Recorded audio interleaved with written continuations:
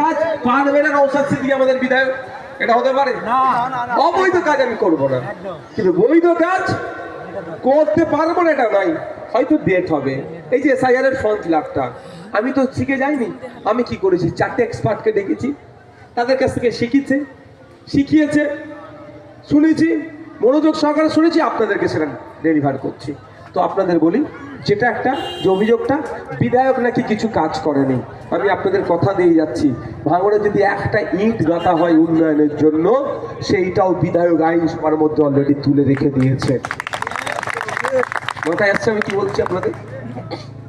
এবার আমি আপনাদের বলি, একজন বিধায়ক বছরে 3 কোটি টাকার কাজ করতে পারে, একটি টাকাও কিন্তু বিধায়কের হাতে আসে না। বিধায়ক বলে দেবে এই কাজগুলো হবে, সেটা থ্রু ডিস্ট্রিক্ট প্ল্যানিং অফিসার হয়ে আসবে।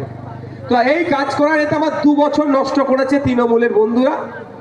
ভাঙড় 1 নম্বর ব্লক, 2 নম্বর ব্লকের যারা নেতৃত্বরা, ওদের হাতে দিয়েছিলাম, অল্প কাজ করেছে, সেই কাজের কোয়ালিটিও ধ্বংস করে দিয়েছে, মানে সেখানেও কাটমানি চালিয়েছে। তারপরে আমি কাজটা কেড়ে নিয়েছি, নতুনভাবে দিচ্ছি। এখন কিন্তু একটা বিধায়ক 5 বছরে 3.5 কোটি টাকার কাজ করতে পারবে, এই বাজার যে আবার 2026 থেকে যারা আসছে। এখন কিসের জন্য হচ্ছে, কাদের জন্য 50 লক্ষ টাকা বেড়েছে, সেটাও ভাঙড়ের ভোটারদের জন্য বেড়েছে। আমি আপনাদের ভোটে নির্বাচিত হয়ে গিয়েছি, ওখানে আওয়াজ তুলেছিলাম, 50 লাখ টাকা বেড়েছে। যাক, আমি এখন কত টাকার কাজ করতে পারবো? 3,30,00,000 টাকার কাজ করতে আমি পারবো আপনাদের জন্য। একটা টাকা আমার হাতে আসবে না, এটা মাথায় রাখুন। তাহলে এইবার আপনাদের প্রশ্ন, ভাইজান বা বিধায়ক সাহেব, আপনি 3,30,00,000 টাকার কি কাজ করতে চাইছেন?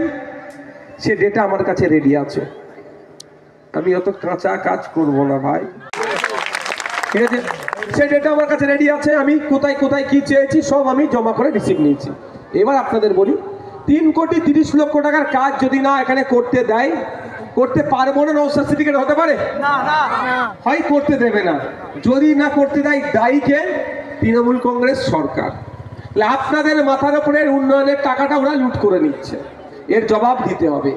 আবার আপনাকে আমি বলছি, 3,30,00,000 টাকার মধ্যে আমি 3 কোটি টাকার কাজ করেছি, 30 লক্ষ টাকার কাজ করতে দিল না। আমি আপনাদের কথা দিয়ে যাচ্ছি, ওই 30 লক্ষ টাকা আমি আমার বাড়ি থেকে এনে ভাঙড়ের মানুষের হাতে তুলে দেবো, মাথায় থাকবে।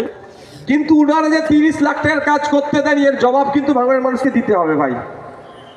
এবার আসা যাক, 3,30,00,000-এর মধ্যে শুধু 30 লক্ষ টাকার কাজ করেছি, 3 কোটি টাকার কাজ করতে দেয়নি।